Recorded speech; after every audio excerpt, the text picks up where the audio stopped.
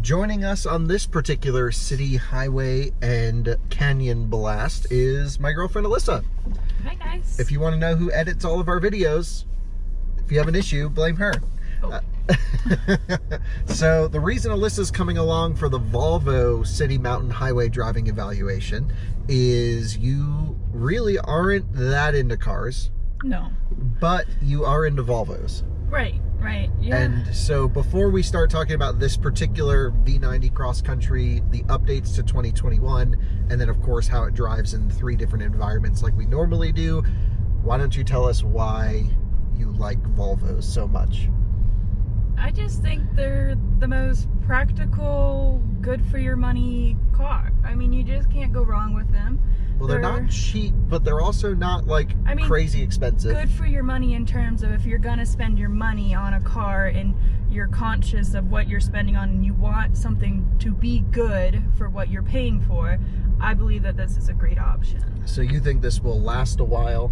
Yeah. It's going to maintain a premium look and feel for quite, they're sort of timeless. With that, there's an old Volvo wagon that just moved, pulled out in front of us. Still looks good. Yeah. There's no, you never look at a Volvo and say, that's an ugly car. No, especially all the new ones. I think, typically we try not to judge full vehicle brands, but if you have to say like the best full vehicle lineup in the entire car industry, is it Volvo? They all just look so good.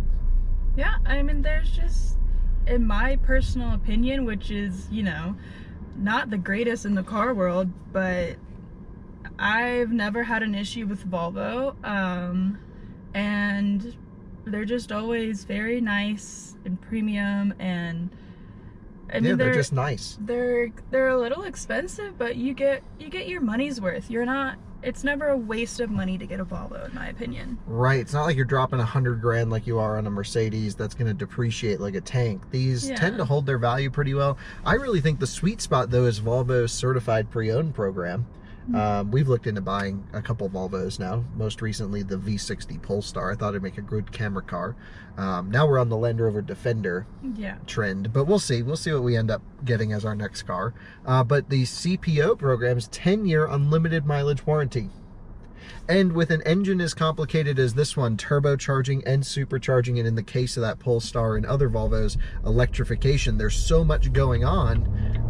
It's just nice peace of mind to know it's just drive it as much as you want for 10 years and it's covered. Right. It's like you're never going to get screwed owning a Volvo. Like with BMW, you get kind of screwed because that's what I own now. If some of you guys are following along, I have the i3, and it's a great car, but if you break anything, it's just so expensive. It's so expensive. Our oil change on that car was what, like $200 for right, the oil change? On an electric car, because it has the little scooter motor. Right. Yeah. But still, my mind was blown. I came from a '97 Honda Civic where my oil change was at this Jiffy Lube over here for $30. Right. Well, welcome to premium car ownership. But yeah, I would say the i3 in particular is a tough one to service, just because availability of parts and availability of knowledge on that car is limited. The nice thing about a Volvo, though, is I think it's probably just expensive to maintain, but the warranty is really good, especially, again, that 10-year extension. So before we get specifically into this one again, if you had to choose any Volvo in the lineup, we've sampled a whole bunch on this channel, which is your favorite configuration? Because you're not really into wagons, but this one's a wagon with the lift kit. It's the Cross Country. So do you like this or no? I think it looks better than the other ones that we've had. I just not as like, I don't know, I just have this mindset with wagons that they're just like grandma mobiles. You're absolutely wrong. I am just not a car enthusiast like some people. V90 Polestar, that's where it's at. Yeah, but I think, in terms of like, I'm very practical with a lot of things and anything that I buy. Kyle can attest, it takes me like 45 minutes just to choose which restaurant we go to because I want to make sure it's worth my money. So I don't... Spoken like a true future Volvo owner. So I think, in terms of size, I've kind of been going between... XC40. Yeah, so I've been going between the 40 and the 60. I think the 90... XC, the SUV. Yeah, the XC40 and the XC. The nice thing about XC40 is you can get a full electric. Right, but I don't know if I want that quite yet, especially for my next car. I know if you guys do follow along, I kind of have been wanting that car for a while, but we've just run into a lot of bumps in the roads with charging and stuff like that. Yeah, charging non-Tesla EVs has been a little bit annoying recently. So I think for our next car, I would definitely want a gas car, or maybe a hybrid or something like that. Yeah, XC60 has plug-in hybrid available here in the US. In other markets, you can get a plug-in hybrid XC40, but in the US, unfortunately not. So I think the 60 is kind of the sweet spot in the median of like a car. It's not the 90 where that's like the big soccer mom car. I thought the XC90 was a good size. We just had that on loan. I thought that was a pretty, I mean, it's the same chassis as this. They're not that wide. They're easy to park. I think it just depends on like what you need that space for. Yeah, well, we have dogs. We do have dogs, but I don't think plug-in hybrid XC90 makes sense to me. If they fit in the back of our Tesla right now, I think they'd fit in the 40, in the 60, and the 90 just perfectly fine. So I don't think that's really the biggest problem. All right, so let's talk this particular car, and specifically driving this car in a city environment. What we have here is the T6 variant, and before we go any farther, I'll explain how this works.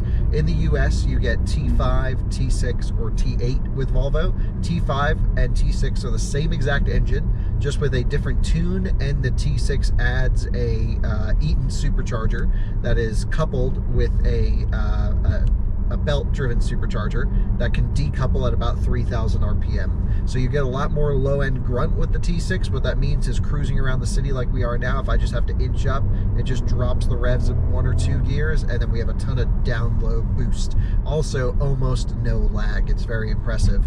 The T5 has to spin up that single turbo, and that is perfectly okay, I think, in most applications. I just think up here at altitude, T6 makes sense. I've driven both, and honestly, the T5 is fine for most people. You also, some variants of Volvo cars, you can only get all-wheel drive if you get T6. If you get T5, it's only front-wheel drive. I believe XC90 has a front-wheel drive T5 option, and maybe Cross Country does as well. I don't remember off the top of my head. But the one that I really like is the T8, and this is the one we've sampled a few times now, which is this T6 drivetrain, 316 horsepower, 295 pound-feet of torque, that powers the front axle. And then you have a couple electric motors. You have an electric starter motor / boosting motor and generator on the back end of the transmission, and then that also has an electric motor on the rear axle. And this is a great drivetrain. You can drive around all electric up and down the highway in the city, and every Volvo we've tested does about 25 miles all electric around the city, which is fine for most of our daily commuting. So I wish this cross-country version was available with the T8 drivetrain, but unfortunately it's not. But what that is giving us a chance to do is to sample this T6 with the mechanical all-wheel drive system with a physical drive shaft going to the rear. And it's an interesting system. So it's primarily front-wheel drive. When there is wheel slip, it will then send power to the rear, but every time you take off from a stop, it's also forced to be all-wheel drive. So that's how the drive line works on this car. This one's, of course, the V90, which means it's the 90 chassis car. It's built on the same chassis as XC90, part of Volvo's scalable product architecture lineup, SPA chassis, and this has sort of been around since 2016, I believe. Awesome car for 2021, couple refreshes. We'll go over in our walk around video, which is a separate video from this one. So driving around the city, Alyssa, this one has the optional air suspension with 4C active dampers. Super duper comfortable. Yeah, I agree. I don't feel very many bumps or anything like that, so it does a pretty good job of all that stuff. Yeah, Volvos are one of the best combustion vehicles just to cruise around at low speed. You leave it in comfort mode, it does the auto start stop, you barely feel it. Has a ton of low end torque, so it's never overstressed, but it's also not as, I would say, refined as a Mercedes. We just had the new E-Class with the straight six. Wouldn't you say that was just a little bit more refined than this? Yeah, it was, yeah. I would agree, but would I want that car? No. Right, no, I agree. The Volvo is definitely the one I would choose just because of the image, the styling, the way that they feel, and particularly, I really enjoy the Bowers & Wilkins sound system. 1400 watt, 19 speakers, updated for 2021. They have new speaker cones. This thing freaking shreds. I mean, it has one of the best sound systems of any car, don't you think? Yeah, it's pretty good. Yeah, I mean, I think like the Bentley name system, the Meridian you get in the Range Rovers, and maybe the new Acura systems, but I'm not so sure compete. But this thing, when you listen at high volume, it's just an insanely good sound system. I would definitely spec any Volvo I get with this system. The way this particular car is spec'd also has the comfort pack, so massaging seats, heated and cooled with the uprated leather. I think that's needed in any Volvo. The base leather is not really that nice. You know, like in Ben's mom's XC60, she has the base leather. It doesn't feel that nice.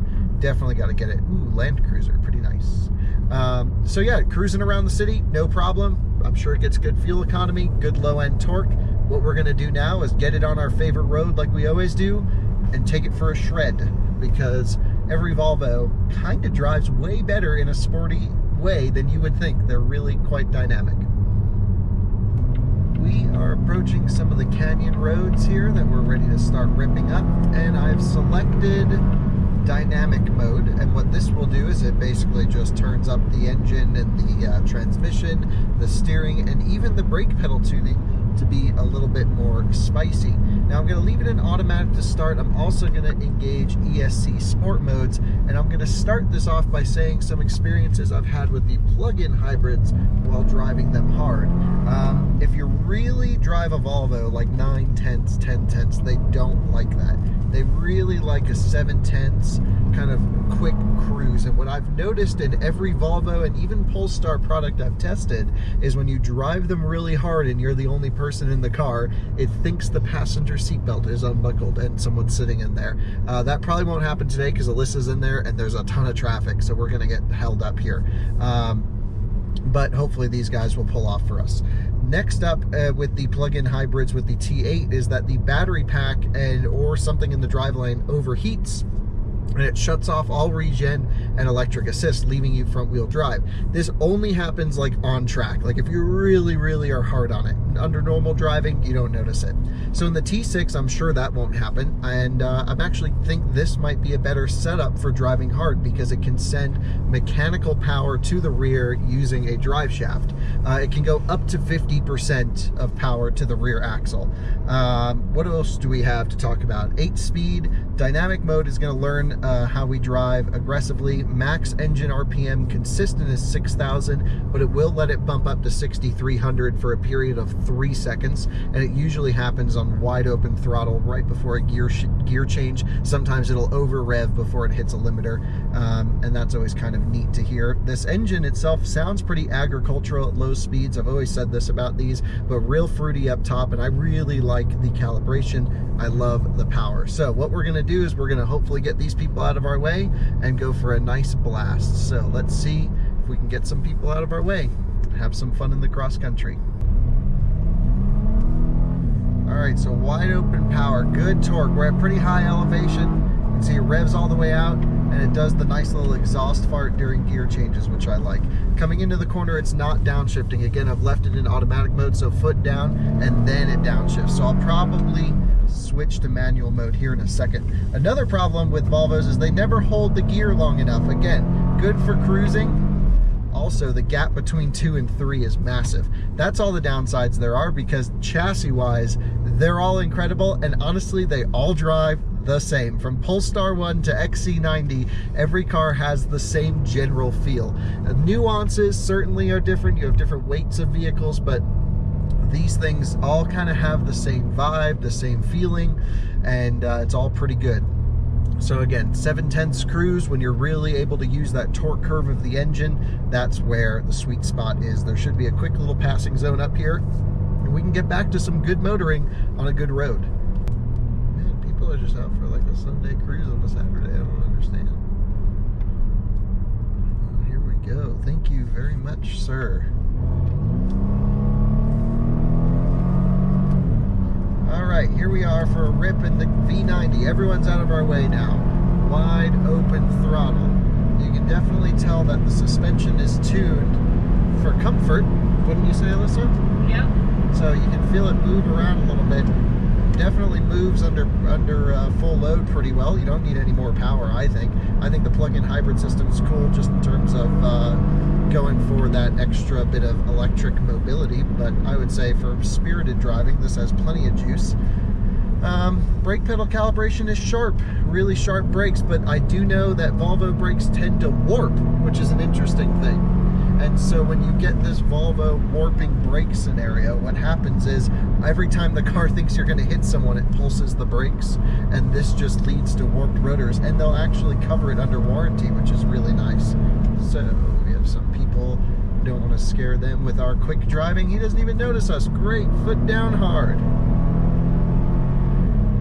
And mid-range 4,500 seems a little weak up here at altitude. I think that's where the electrification system helps. Really good top end, really good low end, not so much in the middle. This 3,500, look, my foot is planted and we're not really accelerating that much.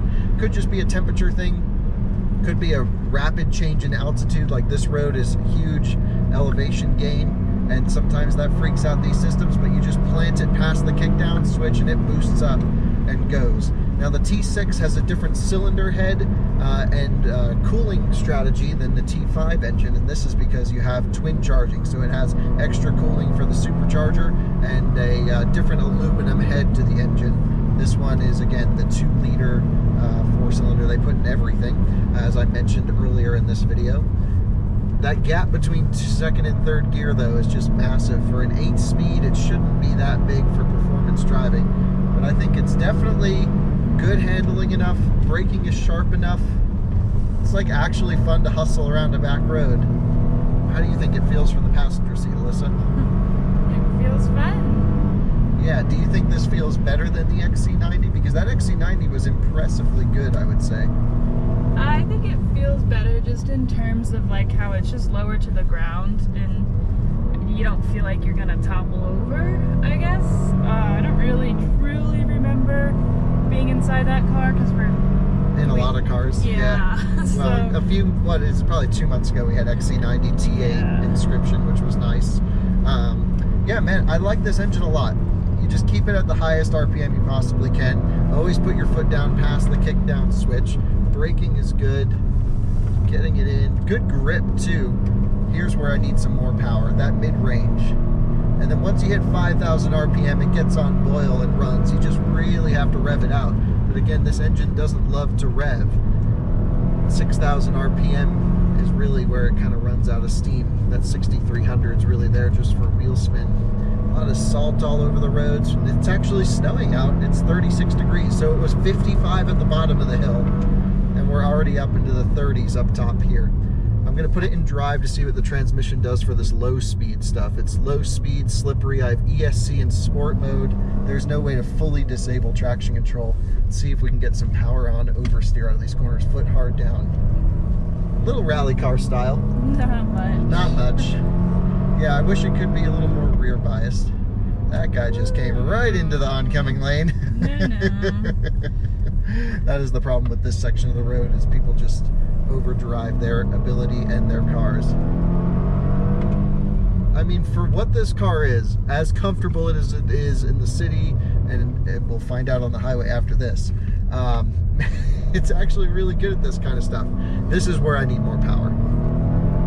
Needs more gearing. Actually, the power is fine. It just needs to keep the engine in the power band, and that 2-3 engine gap isn't there. When it gets hot, all Volvos do this too. You put your foot down and then it hesitates massively, and I can't quite understand it. Big speed on the downhill, and this is where we really get to feel the braking system work, and there's a great little whoop right here in the middle of this corner, maybe the next one, that really tests the suspension under load, and is a really fun little section. But so far, Volvo Cross Country, fast enough to have fun in the canyons, Alyssa? Yeah, I think so. I think it's the perfect amount of speed for me. Don't need much more. Yeah, you know what? You're absolutely right. There's not much more you need. Here's the little whoop. Ready? Whoop! Just fun to let it move over a little bit. Yeah, really an awesome calibration, I think. Really nice split personality, but it is not like a canyon carver. It doesn't feel like an axe murderer. It's attainable and approachable limits, but just really nice. And I do like this 4-cylinder a lot in almost every application I've driven. So there is the Volvo V90 Cross Country on our favorite canyon road. And final thoughts, Alyssa? A+ in the canyons or like a B+?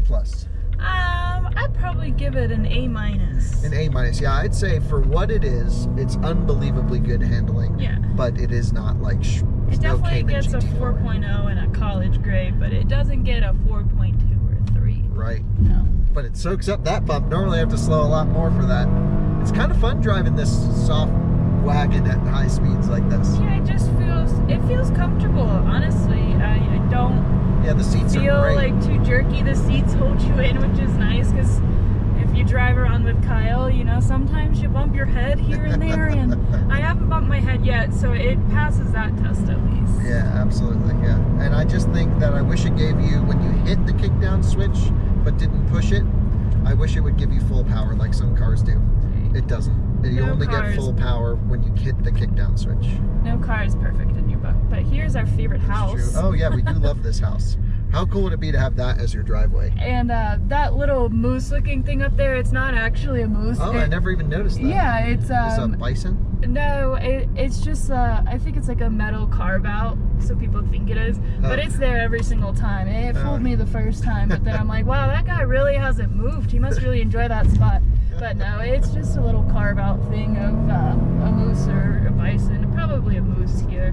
Yeah, that's pretty interesting. All right, cool. Well, off to the highway we go. Now, because we're in the cross country, we're taking it down this muddy and snowy road.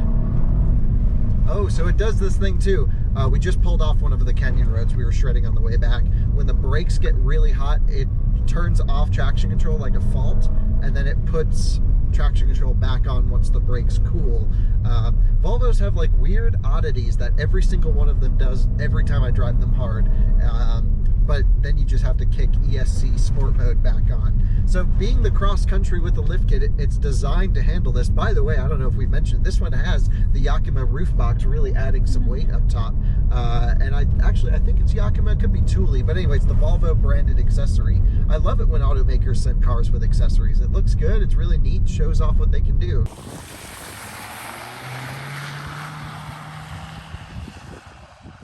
But I gotta say, we're in dynamic mode. Let's put it into comfort. We can't put it into off-road because we're going too fast. It only works below 25 miles an hour. But in comfort, it should back off the dampers. Yeah, look at this. Really getting it a little muddy, snowy, super slick. We're just on regular all seasons too. And this is what a cross country is made for. You can shred to your favorite road, and then you can do a little bit of light overlanding out here into the national forest, which is kind of neat. How do you think it's handling on the snow and mud, Alyssa? Well, it's really tearing through it, that's for sure. See some ice chips. There's some nice oversteer. So it does send enough power where you can get some power on oversteer, which is good. Yeah. Yeah. So is it increasing its value for you? Well, yeah, knowing that it can do power on oversteer, unlike the plug-in hybrids, then that is good. Yeah, Volvo's always a front-wheel drive-y kind of company, and yeah, let's just power into it here. Yeah, look at that, nice four-wheel skid, and then it shuts it all down because you can't see traction control kicks on, brakes get hot, then you have to hit ESC sport mode again. This is just straight mud.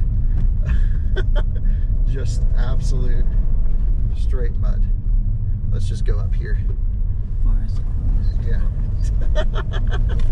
Man, this is slick. What is even up here? Some construction, I guess. Building a house, probably. Maybe a house, yeah. See, it says vehicle message stored in car status app, and this is, yeah, traction control faults. Every time you drive them hard, that happens. Temporarily off. Anyway, I think it passes the mud and snow test. That's just an additional little couple minutes of video in the cross country for you guys. Now you join us on the highway. Well, it's not a true, I guess, 4-lane highway, but, you know, 70 mile an hour cruising. So we can talk a little bit about the driver assistance of the V90 Cross Country. Now, the 90 chassis cars all come with pilot assist and all the safety stuff, and that's like blind spot, forward collision warning, pedestrian warning, runoff road assist, stop sign detect, like it just does everything. And I actually think Pilot Assist is one of the best driver assistance systems available. However, I do want to talk about the noise level in here first. First thing first, this surface that we're on, this concrete-y kind of pavement, is crazy loud in general, and I wouldn't say that the Volvo is any louder than your average luxury car, but I wouldn't say it's dead quiet in here either. No, but we also have the roof box. Right, and that's the big thing here. The next point is this one has the accessory roof box, which makes a ton of noise, especially on a little bit of a windy day like today. Yeah, you hear the wind kicking around. So noise levels are quite high in this configuration. I have the car in normal comfort mode, and what I'm going to do is kick on, well actually let's try passing power. So that's wide open throttle. Really picks up the speed quite nicely. You know, no problem bringing the speeds up quite high. So that's good. Amazing views ahead of us too. Look at how gorgeous that is. This is right out of our town. It's amazing. So now what I'm gonna do is I am gonna get into the right lane and kick on Pilot Assist. And the way I do that is by moving this dial all the way to the right and then selecting our speed with the middle button. And now we're on Pilot Assist. We'll set it to 75 miles an hour. And what this is doing is it's using the single camera up here in the windshield. It's reading the lines, and it's also keeping a distance to the car in front, which is user selectable here. And then it's, you know, it's doing a torque sensor in the steering wheel to see if my hands are touching the wheel. This particular Volvo is also outfitted with the heads-up display, which I 100% recommend purely for Pilot Assist. You see, Pilot Assist is dissimilar from Tesla Autopilot in the sense that it will just kick on and off whenever it wants to.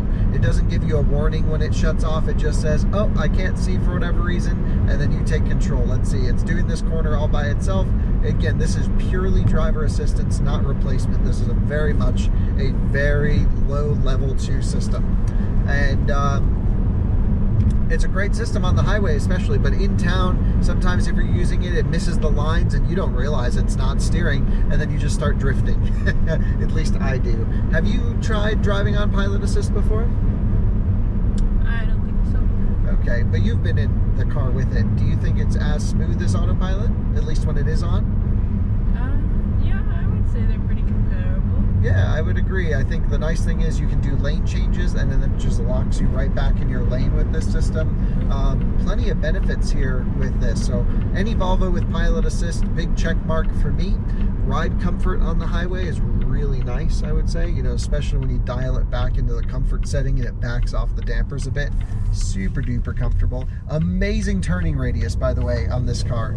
The wheels just go like full sideways. It's pretty amazing, especially considering it's mostly a front wheel drive type chassis. Really good power as well. I really like this thing. And then in comfort mode there, I noticed it was upshifting at like 5,800 RPM instead of revving all the way out to 6,000 like it does in dynamic mode. So many cool little calibrations on this car. Great car to just cruise in. Man, I would love to take this on like a cross-country trip. One of the best cars for exploring because you can hit dirt roads with the ride height. You can do a fair amount of overlanding, and it just cruises down the highway so much better than any SUV could, I think. And it also handles way better than any SUV. So Volvo V90 Cross Country might just be the best Volvo in the lineup if you're looking for a long distance road tripper. What do you think? Sure, yeah, sounds great. Sounds great. Are you ready to just have this video be over? I'm gonna have to edit it, so I'll see it again. All right, thanks for watching, guys, and we will see you on the next one. Bye-bye.